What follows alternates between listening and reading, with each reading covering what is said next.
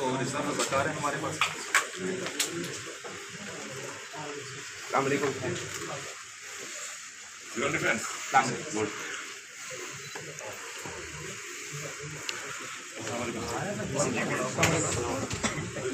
भी है आजकल तो वैसे वाटर वाले बिजली काट रहे होंगे ना, ये तारों का उसमें होता है अक्सर मसला, तो इस वजह से सर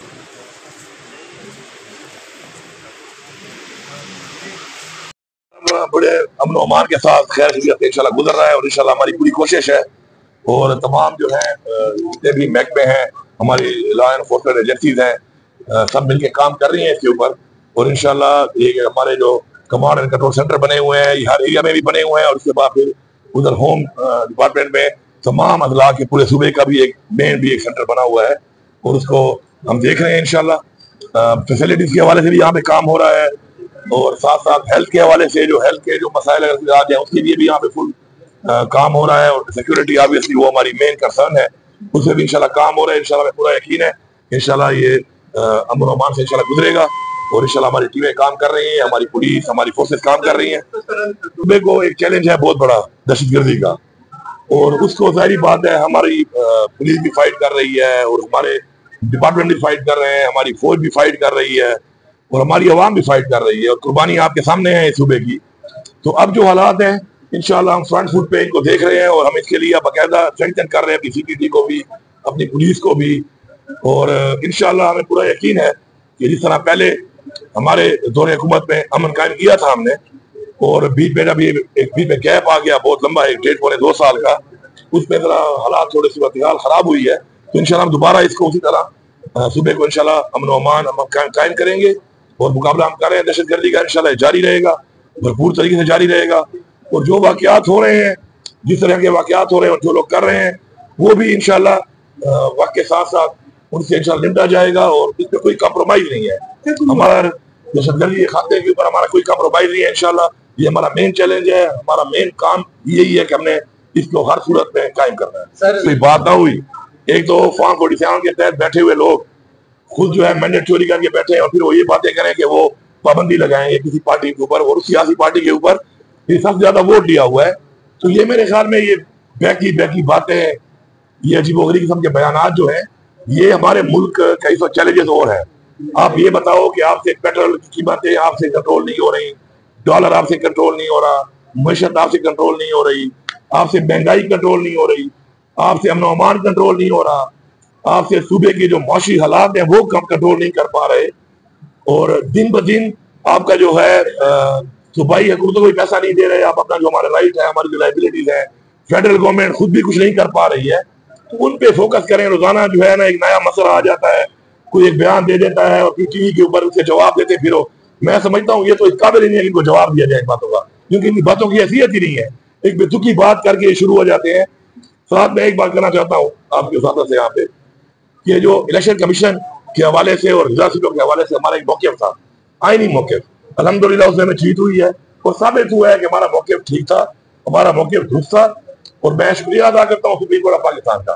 कि जिस तरीके से उन्होंने आइन के मुताबिक आइन को इस मुल्क में एस्टेब्लिश किया है तो हमें अपना हक मिल गया है इंशाल्लाह। साथ साथ में ये गुजारिश नहीं बल्कि मुतालबा करता हूँ कि आप इलेक्शन कमीशन को इस्तीफा दे देना चाहिए, ये साबित होने के बाद। और साथ साथ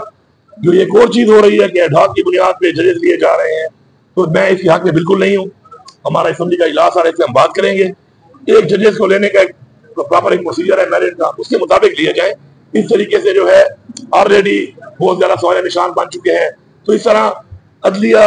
एक हमारा वो इदारा है कि जिसने पाकिस्तान के आइन को प्रोटेक्ट करना है, उस आइन को उन्होंने इम्प्लीमेंट करना है, उस आइन की पासदारी करनी है। जब उसके ऊपर सवाल निशान उठेंगे तो ये ठीक नहीं है मेरे ख्याल में। इमरान खान साहब जो है वो हमारे लीडर हैं, उनका फैसला हकी फैसला है, वो जो भी अहकाम जारी करते हैं उनके पाबंद है। साथ साथ ये जो पार्टियां हैं एक तरफ वोट दे के खुद फॉर्म 47 के तहत बैठे हुए हैं, उसके बाद भी किसी बात के ऊपर देखते हैं कि अवाम की राय एक तरफ जा रही है तो अपनी सियासत बचाने के इस तरह के बयान आप देते, खुल के सामने आओ। उधर वोट दे के बैठे हो, फॉर्म 47 के तहत वज़ीर आज़म बनाया हुआ है, उसको वोट दिया हुआ है, मैंडेट चोरी किया हुआ है, फिर आके इस तरह के बयान देते हैं। खुल के सामने आओ, खुल के बात करो। और जो ज्यादती हुई है तरीके इंसाफ के साथ, आज भी ज्यादती हो रही है,